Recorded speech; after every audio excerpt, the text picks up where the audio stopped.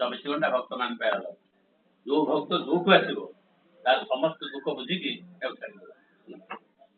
ତେଣୁ ଆମେ ଯୋଉ ଦୁଃଖୀ ଯିବ ବିଭିନ୍ନ ସମୟରେ ବିଭିନ୍ନ ପ୍ରକାର ଅସୁବିଧା ରହୁଛେ ଭଗବାନ ଶିବଙ୍କର ଆଶ୍ରୟ ପାଇଁ ଆସୁଛେ ସେତେବେଳେ କଣ ହବ ନା ଭଗବାନ ଶିବଙ୍କର ବିଭୂତି କିଏ ସେ ଦବା ପାଇଁ ଯିଏ ଦବ ସିଏ ହିଁ ଶିବ ମହିମା ପ୍ରଚାର କରିବା ପାଇଁ ଜଗତରେ। ତାହେଲେ ଶିବ ଶିବାଙ୍କର ଯୋଉ ସ୍ନାନ ଜଳ ପାଦୁକ କୋଉ ଗୋଟେ ଭାବୁଛି ଗଣେଶଙ୍କ ପାଖରେ, କାର୍ତ୍ତିକ ପାଖରେ, ନନ୍ଦୀଗୁରୁଙ୍କ ପାଖରେ, ତା ପାଖରେ ମା ପାର୍ବତୀ। ତାହେଲେ ଶିବ ଶିବାଙ୍କର ପ୍ରସାଦଟା ରୂପଟା ବାଣ୍ଟିବାର ଦାୟିତ୍ୱ ଭଗବାନ ଶିବ କାହାକୁ ଦେଇଛନ୍ତି?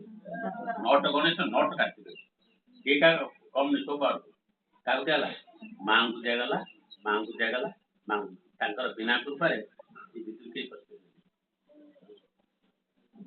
ତେଣୁ ରାମ ଅବତାର ହେଲା ଜଗନ୍ନାଥଙ୍କ 10 ଅବତାରରୁ 10 ଅବତାର ରାମ ଅବତାର ମର୍ଯ୍ୟାଦା ପୁରୁଷୋତ୍ତମ ରାମ ଆରମ୍ଭରୁ ଶେଷ ପର୍ଯ୍ୟନ୍ତ ଖାଲି ମର୍ଯ୍ୟାଦା ସର୍ବେ ଭଦ୍ରାଣୀ ପଶ୍ୟନ୍ତୁ ମା କର୍ଷି ଦୁଃଖ। ଆମେ ସବୁ ଭଦ୍ର ସମସ୍ତେ ଭଦ୍ରାମୀ ସମସ୍ତେ এই সপ্তম মଣ୍ଡপର ଯୋଉ ଭଜା ବାଟରେ ତ ଘାଟ ବି ହବ ଏଠି ନବ କଣ କରିବୁ ଆରମ୍ଭ ଜିନିଷ ଅଲ୍ ଟାଇମ୍ ଗୋଟେ ଭାବତର ରହିବାକୁ ପଡିବ। ଅଲ୍ ଟାଇମ୍ ଗୋଟେ ଭାବତର ନ ରହିଲେ ଆମେ ଭଗବାନଙ୍କ କଥାଟା ଲାଭ କରିପାରିବେ। ଖାଲି ସକାଳ ସନ୍ଧ୍ୟାରେ ସେଟା ପକେଇ ଲାଭ କାରଣ ଦିନ ଯାକ କର୍ମ ଚାଲିଥିବ ଅଲ୍ ଟାଇମ୍ ଦୀପ ଜଳିନଥିବ ମଝିରେ ମଝିରେ ସ୍ମରଣ କରିବାକୁ ପଡୁଥିବ।